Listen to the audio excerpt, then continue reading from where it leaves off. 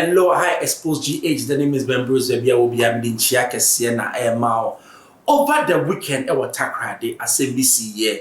I share na guys be a Sebio Mutikamu, and ye see near car Buduburu, Kakra Papa, Rom Cromful say, yeah, I buy penny food, no more besha. And Ratty no one see a Sabi, or Modinia may be a good ponimo. And one, Castle there be 98 year woman yet, way for. But you could see near brand, you buy a Becassa. Kuni babo tumsumno ye washaona ko tate nitakwara kwase so nanim obiana nim mblem Henry oh Henry nejuma papa le a watch ni podo Henry yara waswate Omunjini.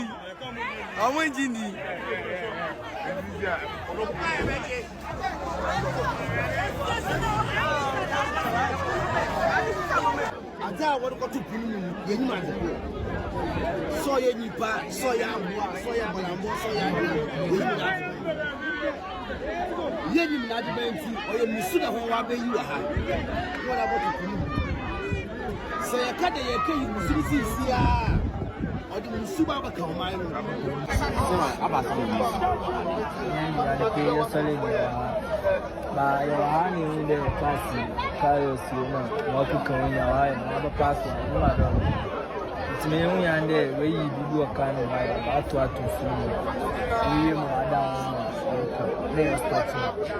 yes, stop one. I was sending one year, was she at telephone.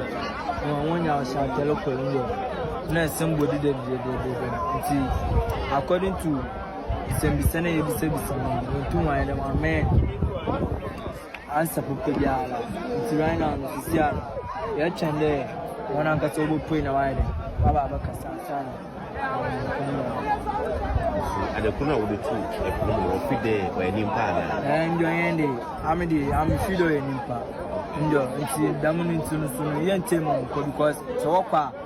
Since I know baby, Chinian, you to know about Bayan, at us, I said, I'm near, or do we are the Kona San of our so do we are. Since I had a Kona, young problem, I have put we are the Kona San of when you are on quay. Oh, Rashid.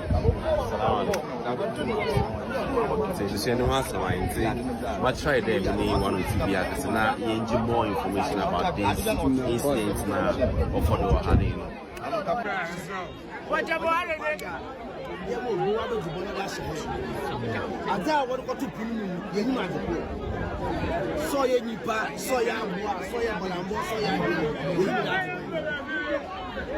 Yenim na de benti o ye musu da ho wa be you ha what about to say ya ka de ye ke you musu sia o de musu ba ba ka o mai no yenim ajo wo ma me won be mu ba enti ya suma akonfo de won ko no ko fra boso no na won hwa de ko wo no won hwa manza ye botum ya yansana so de ye ya ye yi o do tell me enti won ya botan na akonfo no wonya ho adwuma woyɛ adwuma ni wia ntina akonfo ni ho ma politifo de wofonko gum na nyame yɛ adum na akonfo wo ho adwuma amande no wo kyerɛ ma yɛturi amande na ma ɔde osi biara obeso ho anyim ntia beso mo wonya abotan kana osuo no wayɛ abaida kan wayɛ abaida eti yɛsɛm pii wo makwan na abamba fanko police station Secondi here and what they call. You make us in our car, you know, a bear cook. Nayasha and the more dear too much in Juba. It's a best of what will be a Nabutan, or be a Nabutan, be a Manakontosi. Casa.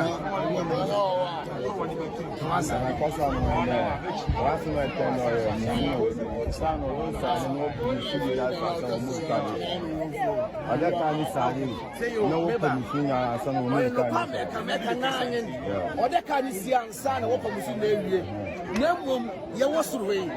We have got your ties. You have got your ties. And for first, your dog. Because first, I'm going to Sister say now we see no be just go to obi poverty na me nwa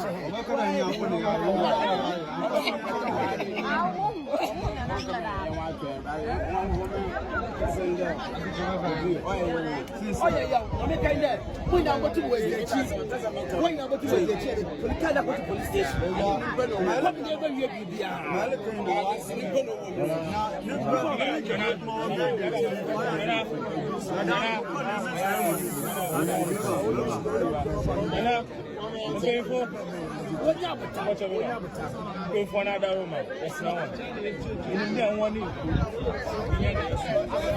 Anna eya yehu de bia me kase IGP no won sori baby aga na ekono eya pansam eya sei emmebu na sisi omaba mi hu ne ha mmebu no mi hu ne ha omo nsu adwuma omo nko school omo ni bibia ye nti ede enkro no ne sabe sakawa na ansa ne yebeto aso no yesa kotie obi a no ka sa group no aye chi na ne toto na no yenko bisa ne no kan kotie mra nta be no ade rental company our rental be do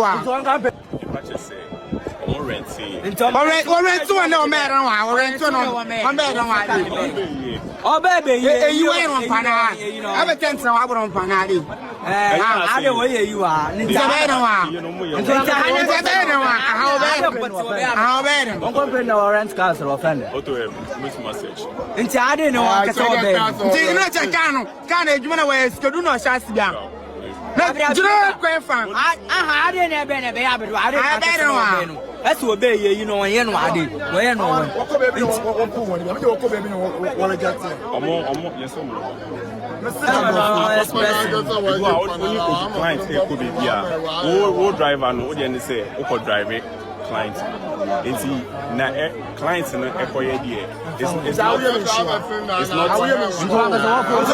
hey wo ya bo me sana ta juma bi ai ne wa obi akosuro wo ka no ebota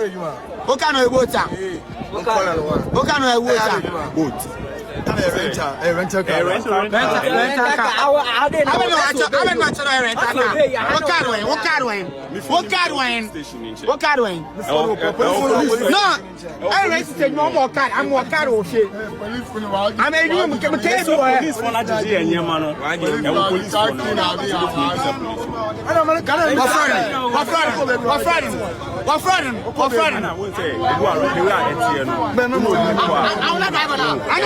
What for? Hey. Bye, you know we. What for? Nana don't tell.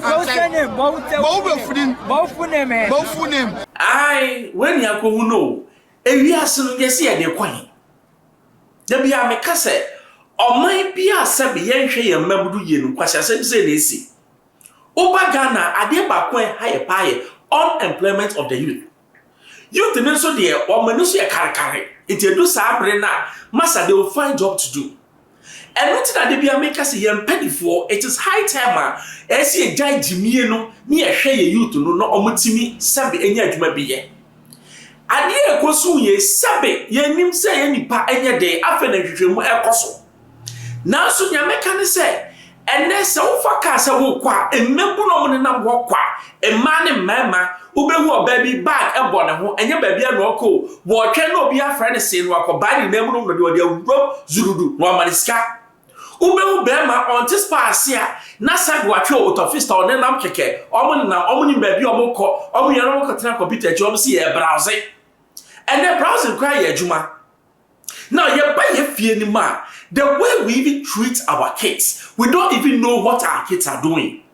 Sabe kwasi awonti ye ni nkwa ye ma ho menka sa wonye ba awobu enkwasi awo asabe obawu a wuntimi hwe akwala ne enkwasi awo enwo sa awo no Ghana ye hia sa akwala no sometimes who sa akwala na they become a burden to what the society e must be omani bread because samitimi wo na hwe no na so timi wo na hwe na why the beko baby na sabe wakoye pasasem. And because ye show money nti ye jai kola ne se obo nkobo mo bra enti okwa ni obeye bia no ono alai odi bi ba na eja ene na omo che se brada behwe fie a oni madwuma oye. There are various instances as said akola de car ba or the phone bi aba onim sa akola ne nya adwuma e fa no nya wo obehwe na maame na baboso maame phone no mo ye wose nyame ehira me ba o hira de sen enti the next door neighbor na akola no otifie no na ne maame so jimni o ka chense wo osasofo car no mo kure onim adwuma oye time na ne susa no na sebe wo dimpa ye be na de da bi wo sika na ye because dimpa na kase ye hwehwe na se ye mabi kase omo de sese ni aba na se ye pe be mo wo sika o de ye be ye de o de ye be de kwa ye pe ba woni bibi ma me ka cho bibi. The Bible says what does it profit a man to gain the whole world and lose your soul? And now people say you're on top of the world riding the big cars and all that, but tomorrow because there is karma you are going to pay. And you see, I'm urging the youth say find something to do with your hands. And you're blogging American. Say school went to me and question Juma. Because of the inside no Juma the edobe kwa kwesi wuwom. Na sa bre ya mo boy. And then me wo bebra sabe no me di kra e yo moden. Accept your money number omu hunia so mo ye. Na when nyina echi no, me huni America. Ghana government should wake up. Now you nyina so ye make sure say kolani e de o maba no, ye betiti om ye. Xposed B0dies is the name. Subscribe, share me to my answer kabano.